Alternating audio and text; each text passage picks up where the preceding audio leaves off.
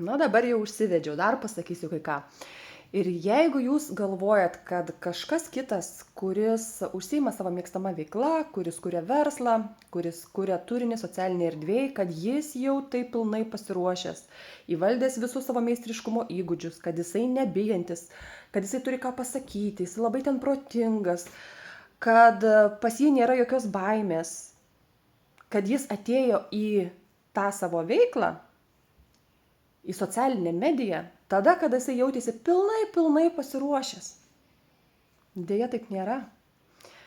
Jausti baimę yra normalu. Su jie susidurti yra būtina. Jeigu tu įveiksi save, tu būsi nenugalimas. Yra toks posakis.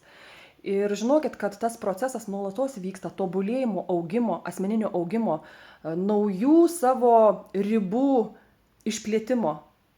Tai drąsiau, nelauk, daryk. Tiesiog.